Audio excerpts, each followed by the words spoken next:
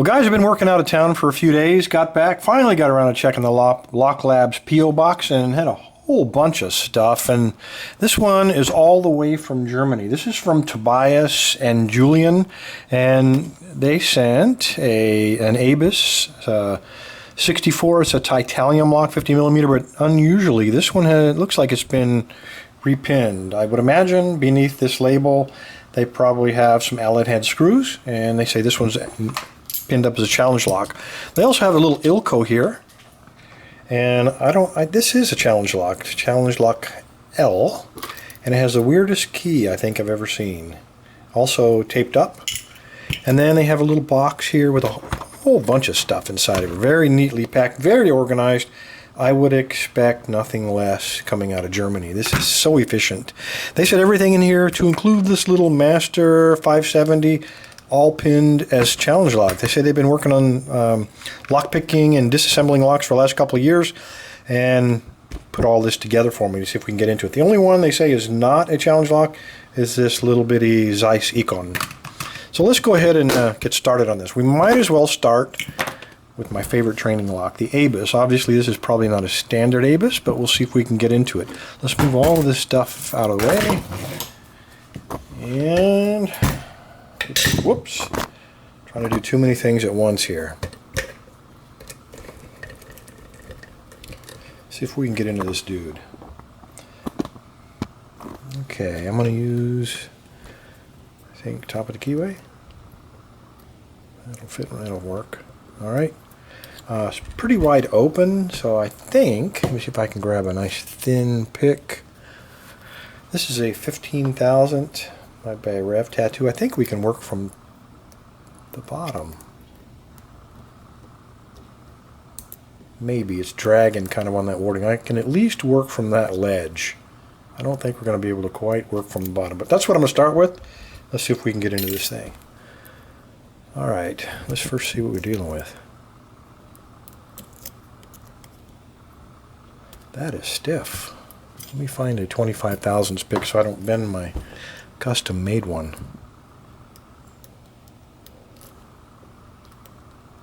I'm feeling 5 in there.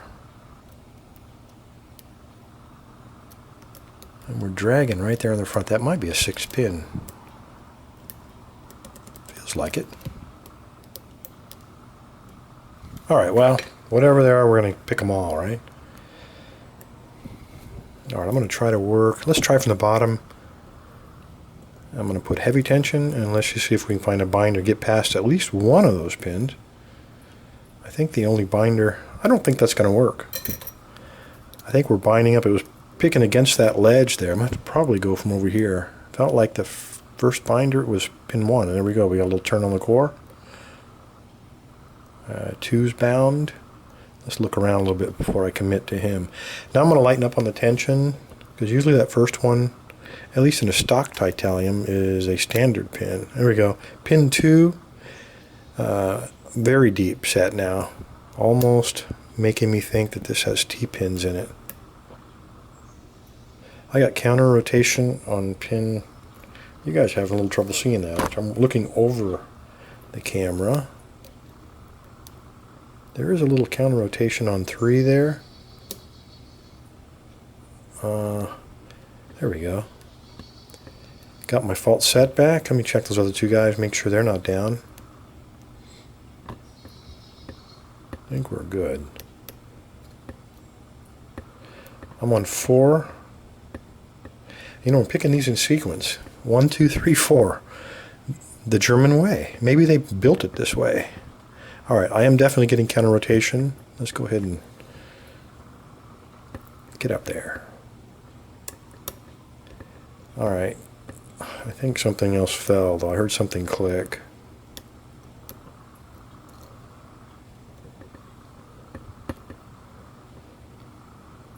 That's pretty good spring tension on this core. Alright, that is pin 5, counter rotation. Very slight.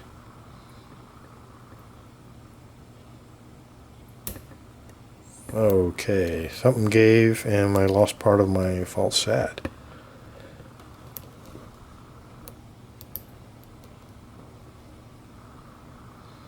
And 5 is no longer giving me counter rotation.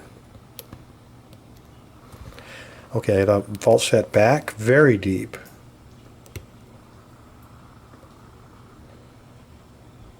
Pin 2, a little bit of feedback, counter rotation. And there we go. All right. Well, definitely not a stock lock. Let's go ahead and take some plugs out of this thing. I guess we'll just peel this off of here. There we go. That was a one-time use. It's like a security seal. You guys don't trust me a bit. There are 6 pins. All right, let's get into it. Find the right Allen wrench. I got them all hanging from the bench here, and there we go. It is a 2mm.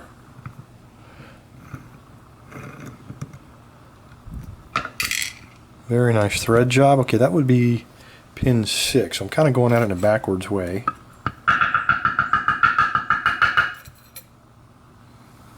All right, maybe not. Trying not to bang too much on my, oh there, what the hell? Come on. Come on out of there. I know you're in there. All right, let's give up on him. Let's keep moving.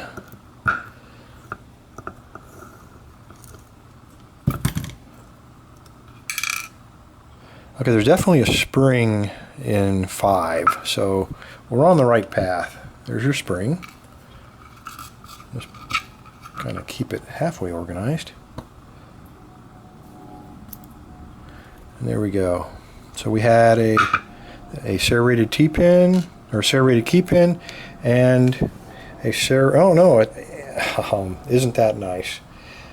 Only in Germany. We have a spool with a thin end on it. I'm still worried about number 6. I'm wondering why he's not coming out of there. But I'm not going to lose any sleep. Okay, we got a spring. We're doing good. And looks like we get that tweezer. Okay, another one of these very nice spools. Not what I would call standard. It looks a little bit long, and we have a different spring as well, a little bit longer. And key pin, it looks like a standard key pin.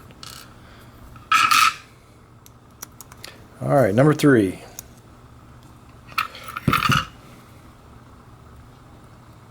Okay, we have a different spring again. This one's a little brass guy. And we have a homemade serrated, very sharp edges, made on one of the special German micro lathes, usually only found in the nuclear industry. And then we have a key pin with a thin top, very nicely done. So Tobias and Julian say they're carpenters, but if they have a nuclear industry micro lathe, then I would suspect they're up to something else.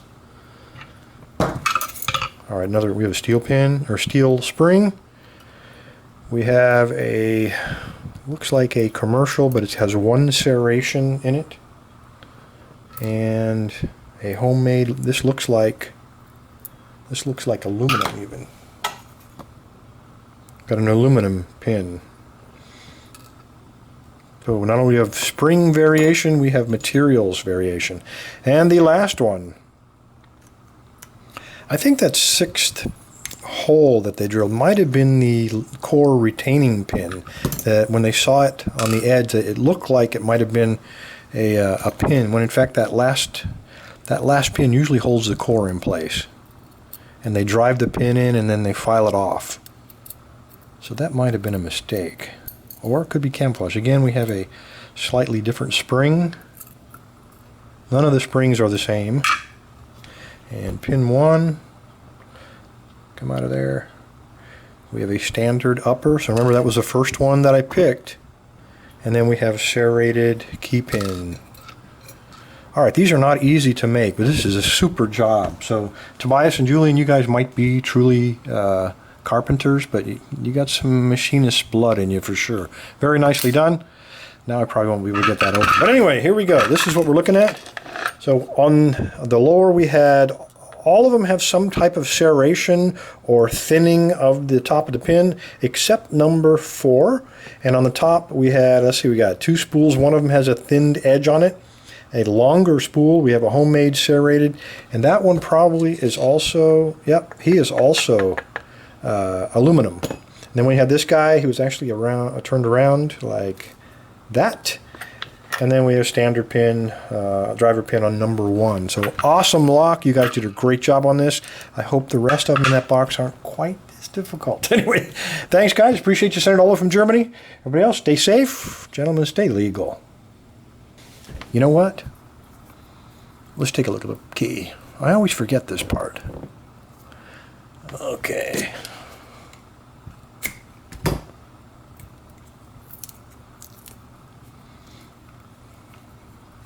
Here's what we're looking at. Sorry about that. I need to write a script. Thanks, guys.